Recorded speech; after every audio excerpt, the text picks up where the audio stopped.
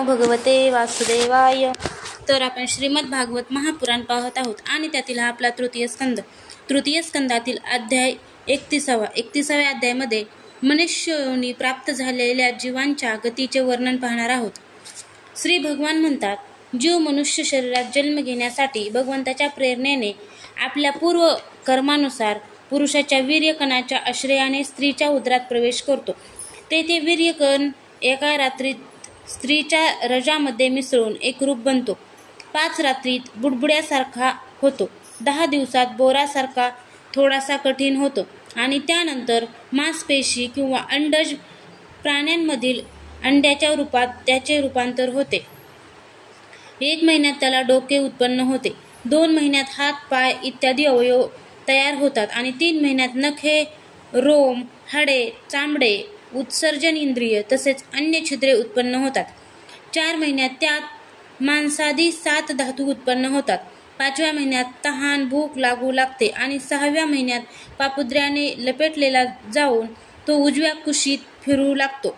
त्यावेळी मातेने खाल्लेल्या अन्न पाणी इत्यादींपासून त्याच्या शरीरातील सर्व धातू पुष्ट होऊ लागतात आणि तो कृमी कीटकांचे उत्पत्ती स्थान असलेल्या निकृष्ट मलमूत्राच्या खड्ड्यात पडून राहतो.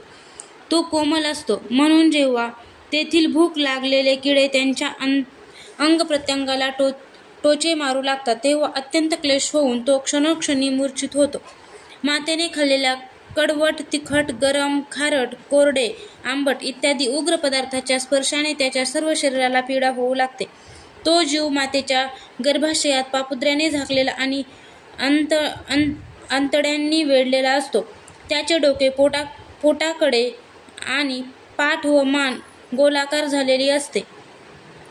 पिंजऱ्यात बंद असलेल्या पक्षाप्रमाणे तो पराधीन आणि अवयवांची हालचाल करण्यास असमर्थ असतो. यावेळी अदृष्टामुळे त्याला स्मरणशक्ती प्राप्त होते. तेव्हा आपली शेकडो जन्मातील कर्मे आठवून तो बेचैन होतो. श्वास कोंडलेल्या अवस्थेत त्याला कसली शांती मिळणार.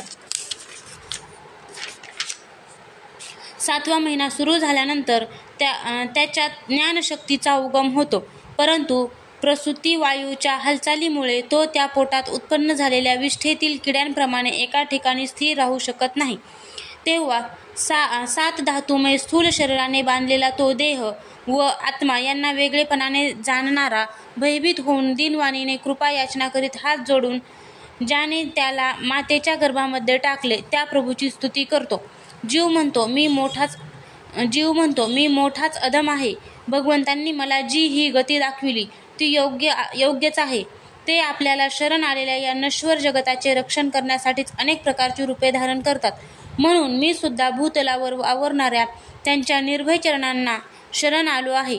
जो या मातेच्या उदरात देह, इंद्रिय आणि अंतकरण रूप मायेचा आश्रय घेऊन पुण्य पापरूप कर्मांनी आच्छादित राहिल्या कारणाने बद्ध असल्यासारखा वाटतो, तोच मी आपल्या संतप्त हृदयामध्ये स्फुरित होणाऱ्या त्या विशुद्ध, अविकारी आणि अखंड बोधस्वरूप परमात्म्याला नमस्कार करतो. जो शरीरापासून वेगळा असूनही पंचभूतात्मक शरीराने बद्ध दिसतो आणि म्हणून इंद्रिय, गुण, शब्दादी, विषय आणि अहंकार रूप असा जाणवतो, तोच मी या शरीरादी आवरणाने त्याचा महिमा कुंठित झाला नाही.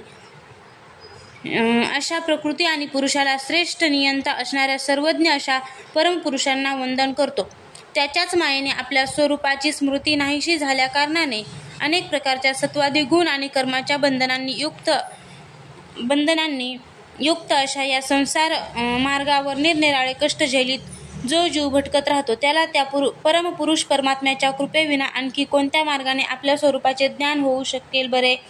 मला जे हे त्रिकाल ज्ञान झाले आहे ते सुद्धा त्यांच्याशिवाय आणखी कोणी दिले बरे. कारण स्थावर जंगम सर्व प्राण्यांच्या अंतर्यामी तेच अंशरूपाने आहेत. म्हणून कर्मजनित जीव रूप धारण करणारे आम्ही त्रिविध तापांच्या शांतीसाठी त्यांचेच भजन करीत आहोत.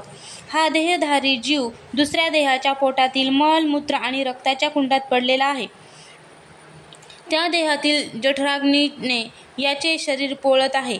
त्यातून बाहेर पडण्याची इच्छा करणारा हा आपले महिने मोजित आहे. भगवन, आता या दीन जीवाला येथून आपण केव्हा बाहेर काढणार. स्वामी, आपण फार दयाळू आहात. आपल्यासारख्या उदार प्रभूनेच या 10 महिन्याच्या जीवाला असे उत्कृष्ट ज्ञान दिले आहे. दीनबंधो, या आपण केलेल्या उपकारानेच आपण प्रसन्न व्हा, कारण कोणीही आपल्याला हात जोडण्याखेरीज दुसऱ्या कशानेही या उपकाराची परतफेड करू शकेल. संसारातील हे पशु, पक्षी इत्यादी अन्य जीव तर आपल्या मूळ बुद्धीनुसार आपल्या शरीराला होणाऱ्या सुख दुःखाचाच अनुभव घेतात, परंतु मी तर आपल्या कृपेने शमदामादी साधन संपन्न शरीराने युक्त आहे. म्हणून आपण दिलेल्या विवेकी बुद्धीने पुराण पुरुषाचा आपल्या जीवाच्या आत बाहेर अहंकारयुक्त आत्म्याप्रमाणे प्रत्यक्ष अनुभव घेत आहे. भगवन, अत्यंत दुःखाने भरलेल्या या गर्भाशयात मी मोठ्या कष्टानेच राहत आहे, तरीसुद्धा यातून बाहेर निघून संसार रूप अंधाऱ्या विहिरीत पडल्याची माझी इच्छा नाही, कारण तेथे जाणाऱ्या जीवाला माझी माया वेढून टाकते, ज्यामुळे त्याच्या शरीरात अहमबुद्धी निर्माण होते आणि परिणामात त्याला पुन्हा या संसार चक्रातच पडावे लागते. म्हणून मी व्याकुळता टाकून देऊन हृदयामध्ये भगवान श्री विष्णूंचे चरण स्थापन करून आपल्या बुद्धीच्या साह्याने स्वतःचा अगदी लवकरच या संसारातून उद्धार करून घेईन, ज्यामुळे मला अनेक प्रकारच्या दोषांनी युक्त असे हे संसार दुःख पुन्हा प्राप्त न हो. कपिलदेव म्हणतात, तो 10 महिन्याचा जीव गर्भातच जेव्हा अशा प्रकारे विवेक संपन्न होऊन भगवंतांची स्तुती करतो, तेव्हा त्या अधोमुख बालकाला प्रसूतीचे कारण वायू तत्काळ बाहेर येण्यासाठी ढकलून देतो. त्याच्या ताबडतोब ढकलण्याने ते बालक अत्यंत व्याकुळ होऊन खाली डोके करून मोठ्या कष्टाने बाहेर येते. त्यावेळी त्याची श्वासाची गती थांबते आणि त्याची पूर्वस्मृती नष्ट होते. मातेच्या रक्त आणि मूत्रात जमिनीवर पडलेले ते बालक विष्ठेतील किड्यांप्रमाणे तडफडते. त्याचे गर्भवासाच्या वेळचे सर्व ज्ञान नष्ट होते आणि ते देहाभिमानरूप अज्ञान दशा प्राप्त होऊन वारंवार जोराजोराने रडू लागते. नंतर जे लोक त्याचा मनोदय समजू शकत नाहीत, त्यांच्याद्वारा त्याचे पालन पोषण होते. अशा अवस्थेत त्याला जी प्रतिकूलता प्राप्त होते, तिचा निषेध करण्याची शक्तीसुद्धा त्यांच्यात असत नाही.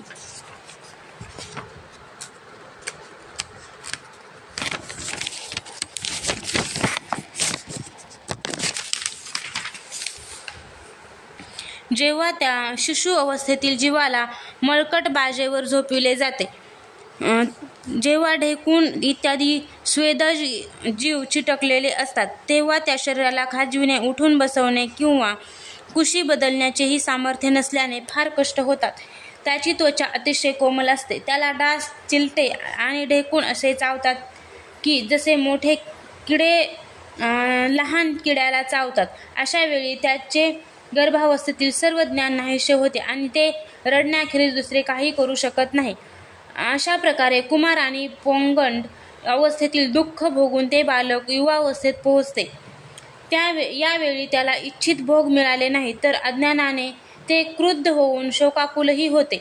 देहाबरोबरच अभिमान आणि क्रोध वाढल्या कारणाने कामाच्या अधीन झालेला तो जीव आपलाच नाश करण्यासाठी दुसऱ्या कामी पुरुषांशी वैर करतो. खोटी बुद्धी धारण करणारा तो अज्ञानी जीव पंचमहाभूतांनी तयार झालेल्या या देहात चुकीच्या समजुतीने नेहमी मी माझे असा अभिमान धरू लागतो. जे शरीर याला वृद्धावस्था इत्यादी अनेक प्रकारचे कष्ट देते, तसेच अविद्या आणि कर्म यांनी बद्ध झाले असल्याकारणाने याचा पिच्छा सोडित नाही.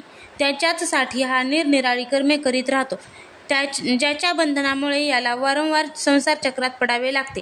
सन्मार्गाने चालणाऱ्या या जीवाची एखाद्या जिल्हा आणि उपस्थ इंद्रियांच्या भोगात रममान झालेल्या विषयी पुरुषाशी गाठ पडली आणि हाही त्यात आस्था ठेवून त्याचे अनुकरण करू लागला, तर पहिल्याप्रमाणे तो पुन्हा नरकी योनीमध्ये पडतो. ज्यांच्या संगतीमुळे सत्य, अंतर्बाह्य पवित्रता, दया, वाणीचा संयम, बुद्धी, धनसंपत्ती, लज्जा, यश, क्षमा, मन आणि इंद्रियांचा संयम, ऐश्वर्य इत्यादी सर्व सद्गुण नष्ट होतात.